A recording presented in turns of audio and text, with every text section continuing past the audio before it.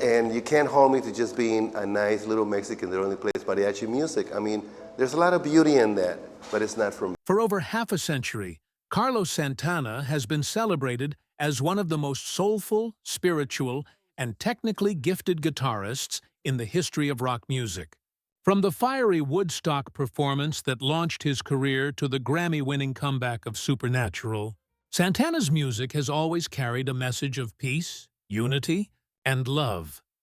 But behind that calm and spiritual persona lies a man who's seen the dark side of the music industry: the jealousy, the betrayal, and the egos that nearly tore him apart. At 78, after decades of silence, Santana finally opened up in an emotional interview. Revealing the names of 7 musicians he says he could never forgive. The revelation shocked fans, especially coming from a man known for his Zen-like nature and deep spiritual beliefs. He didn't name them out of bitterness, but out of truth. You can only carry peace, he said, after you've faced the people who tried to steal it from you. From clashes with fellow guitarists over creative credit, to brutal rivalries with bandmates who tried to outshine him, Santana finally let the world see the fire beneath his calm exterior. And what he revealed left fans stunned, because some of the names on his list weren't enemies at all. They were once his heroes. This is the story of the 7 musicians Carlos Santana hated the most, and the long, spiritual road it took for him to forgive them. In the late 1960s, when rock music was exploding into a new era of experimentation, 2 guitarists stood on opposite sides of the same revolution: Carlos Santana and Eric Clapton. Both were masters of tone, passion, and improvisation, but their paths, though seemingly parallel, collided in ways that would define Santana's early struggles with fame, ego, and respect. When Santana first burst onto the scene with his electrifying Woodstock performance in 1969, critics compared him instantly to Clapton. The British press called Santana the Latin Clapton, while American magazines described him as the spiritual answer to British blues. To a young Santana, these labels felt like both an honor and a cage. He admired Clapton's technique, no doubt, but hated being reduced to a comparison. "I didn't want to be the next anyone," Santana later said. "I wanted to be the first Carlos Santana." Their first real encounter came during a charity jam session in the early 70s. The atmosphere was friendly at first. Clapton, reserved and stoic, played with his usual precision. Santana, on the other hand, played with fire. Wild bends, improvised solos that seemed to summon spirits. When the song ended, the audience roared for Santana. Clapton's face reportedly turned cold. "You play too many notes," he told Carlos afterward, half joke, half insult. Santana smiled politely, but the jab stuck. "That's when I realized," he would later recall, "some musicians see competition, not collaboration." In interviews years later, Santana hinted that Clapton represented everything he didn't want to become: controlled, cautious, emotionally restrained. "He played from his hands," Santana said, "but I wanted to play from my heart." The tension deepened in the 1980s when Santana's fame began to fade while Clapton's soared. Record executives often told Carlos to be more like Eric, more commercial, more pop-friendly. Those words burned. For a man who believed music was sacred energy, being told to imitate someone else felt like betrayal. So when asked decades later if he ever disliked anyone in the industry, Santana didn't hesitate to name Clapton. "I respect his playing," he said, "but I hated the energy he brought, the arrogance, the coldness. Music isn't a competition. It's a celebration." Over time, Santana's resentment softened, especially as both men aged and faced their own personal demons: addiction, loss, and redemption. But the tension never fully vanished. Even in recent interviews, when asked about Clapton's controversial views and behavior in later years, Santana quietly said, "Some people lose the light. You can't follow them into the darkness." It was a diplomatic answer, but one filled with layers. What began as admiration had evolved into disappointment, not only in Clapton's attitude, but in what he symbolized to Santana. Ego over spirit, fame over soul. Looking back, Santana admitted that the rivalry shaped him in painful yet necessary ways. "It taught me that success without peace is poison," he said. "I didn't need to prove myself to anyone, not even to Eric." For fans, hearing Santana speak so openly was shocking. For decades, he'd been the embodiment of calm and wisdom, the man who preached love through music. But behind that peaceful energy was someone who'd fought to protect his soul from those who tried to control it. And Clapton? He never responded publicly to Santana's comments. Perhaps he didn't need to. Perhaps he knew the truth.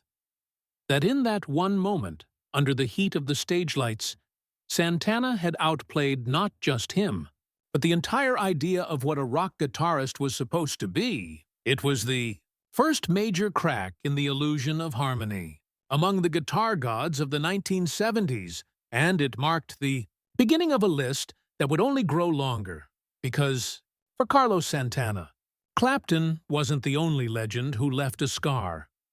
Next came a rivalry that turned brotherhood into bitterness, and it happened with a man many thought was his closest friend. In the early 1970s, Carlos Santana was already a rising icon, the face of a new kind of rock music that blended Latin rhythms, blues, and spiritual energy. His band, Santana, wasn't just a group, it was a movement. But as fame grew, so did tension. And soon, one of the greatest musical partnerships of his life would crumble into betrayal. That partner was Neil Schon, a young guitar prodigy Santana personally discovered and mentored. Neil joined the Santana band when he was just 15 years old. He idolized Carlos, watching every note, learning every phrase. For Carlos, Neil was like a younger brother, gifted, passionate, and pure. Together, they created something magical on stage. Twin guitars weaving harmonies that electrified audiences worldwide. But as time went on, differences began to surface. Neil wanted to explore a more commercial sound, something slicker, more radio-friendly. Santana, on the other hand, was moving in a spiritual direction, heavily influenced by meditation and the teachings of Sri Chinmoy.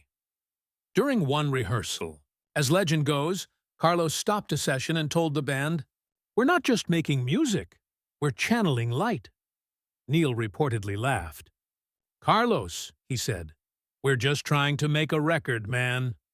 That moment marked the start of a slow but painful divide. By 1972, the creative clash had become impossible to ignore. Carlos wanted the band's next album to be more introspective, spiritual, and experimental, while Neil pushed for mainstream appeal. The rest of the group was caught in the middle. Tensions exploded during the making of Caravanserai, one of Santana's most complex and atmospheric albums. Critics would later call it genius, but inside the band, it was chaos.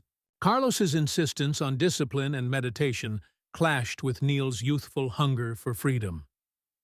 In an interview years later, Santana said quietly, he stopped listening with his heart and started playing for applause. Soon after, Neil left Santana's band to form Journey, the band that would go on to become one of the biggest rock acts in history. At first, Carlos supported him, even offering advice. But as Journey's fame exploded, the relationship turned sour. While Neil soared to superstardom, Santana was criticized for being too spiritual, too experimental, and even out of touch. It was a painful irony. The student had become a global rock star, while the teacher was labeled outdated.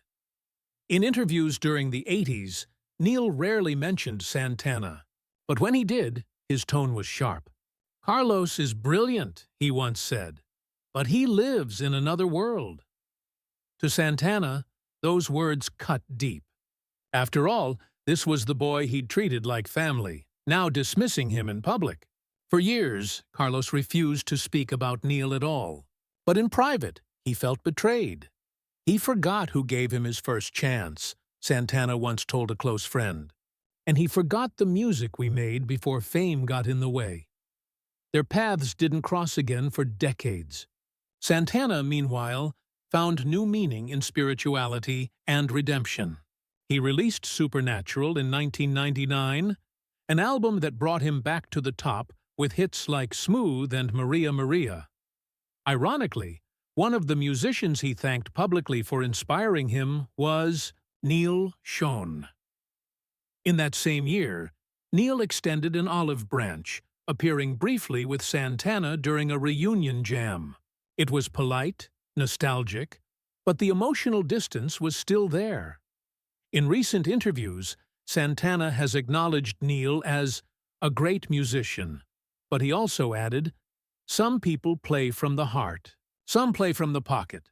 I'll always choose the heart." Behind that quote, fans could feel the years of unresolved pain, not hatred born from rivalry, but from disappointment. To Santana, Neil Schon wasn't just another musician on his list. He was a reminder of how easily brotherhood can turn into betrayal when ego takes the lead. The lesson haunted him for years. And yet, it wouldn't be the last time his trust in another musician would be broken. Because soon, another name would test Santana's patience. Not from within his band, but from the outside world of music critics who tried to silence him before he could even begin. By the mid-1970s, Carlos Santana was already a legend. But not everyone saw him that way. As he leaned deeper into spirituality and experimentation, critics who once praised his innovation began turning on him. One man, in particular, would become the embodiment of everything Santana came to despise about the industry. A famous rock journalist named Lester Bangs. Lester was sharp-tongued. Those words stung, especially coming from people who had never picked up a guitar. For years, Santana tried to ignore the noise. He focused on his music, his faith, and his purpose. But the attacks continued, and soon his record sales began to dip. Radio stations refused to play his experimental tracks. Labels pressured him to return to the old sound. It was the darkest period of his career. "I was surrounded by people who didn't believe in what I believed," Santana said later. And the loudest voices weren't musicians. They were critics. He could have quit. Many thought he would, but instead, he went deeper. In 1974, he released Borboleta, a lush, spiritual, jazz-infused masterpiece that critics again dismissed as unfocused. Santana didn't care. "It wasn't made for them," he said. "It was made for the soul." But the tension between him and the rock press reached its boiling point during a televised interview by 1976. When asked whether he cared about what critics thought, Santana paused for a long time before answering, "I don't hate the critics. I pity them. Because you can't write about the sun if you've never stood in its light." That line became legendary. It wasn't just a response, it was a declaration of war. From that day forward, Santana refused to bend to the industry's expectations. He would play what he wanted, how he wanted, and answer to no one. And as time passed, the world began to catch up. His spiritual sound, once mocked, became an inspiration for generations of musicians searching for meaning in their art. Even decades later, Santana would remember Lester Bangs's name, not with rage, but with clarity. "He was my teacher," Santana said. "He taught me what I didn't want to become: bitter, small, and afraid of beauty." When Santana later revealed the 7 musicians and industry figures he hated the most, Lester Bangs's name was among them. Not because of personal malice, but because he represented the kind of energy that tried to crush creativity. For Carlos, hate wasn't about anger. It was about energy. Some people drain you, he once said. Some people give you light. I just stopped letting the darkness in. In the end, the critics couldn't stop him. His comeback album Supernatural would silence them all, winning 9 Grammys and reminding the world that faith in one's purpose always wins. But before that triumph, there were still more wounds to heal and more rivalries to confront. Because the next name on Santana's list wasn't a critic or even a rival guitarist, it was someone he once shared the stage with, a man whose ego nearly tore their friendship apart. In the pantheon of guitar gods, few partnerships were as spiritually charged or as short-lived as Carlos Santana and John McLaughlin. Both were masters of their craft. Both believed music was more than entertainment. It was a doorway to the divine. But what began as a shared spiritual journey soon spiraled into one of the most painful rivalries of Santana's career. Their friendship began in the early 1970s. Santana was searching for purpose after the chaos of fame. McLaughlin, already known for his virtuosic jazz fusion work with the Mahavishnu Orchestra, was walking a similar path, one deeply rooted in meditation and faith. They bonded instantly. Together, they studied under Sri Chinmoy, a spiritual teacher whose influence shaped much of Santana's mid-career music. It was Chinmoy who urged them to collaborate, and in 1973, they released Love, Devotion, Surrender, a record dedicated to spiritual awakening. For fans, it was transcendent. For the musicians, it was transformative. But behind the ethereal music, a quiet storm was brewing. McLaughlin's technical perfectionism clashed with Santana's raw, emotional playing. John saw music as discipline. Carlos saw it as prayer. During rehearsals, they often disagreed. McLaughlin would push for precision, meticulous timing, flawless execution, while Santana wanted emotion, soul, and flow. John played like he was talking to God, Santana later said. But sometimes it felt like he wasn't listening back. Over time, the tension grew. McLaughlin's need for control began to overshadow the spirit of collaboration. He would correct Santana mid-performance, even on stage. Carlos, who had built his entire career on feel and intuition, began to withdraw. Then came the breaking point. During one live show, McLaughlin reportedly stopped mid-song to criticize the way Santana bent a note. The audience was stunned. Santana didn't respond. He simply finished the performance, bowed, and walked off. He never played with McLaughlin again. In the years that followed, their spiritual teacher, Sri Chinmoy, tried to mend their relationship. But the damage was done. Santana felt humiliated, not by competition, but by betrayal. "You don't embarrass a brother in front of the world," he said later. That's not enlightenment. That's ego in disguise.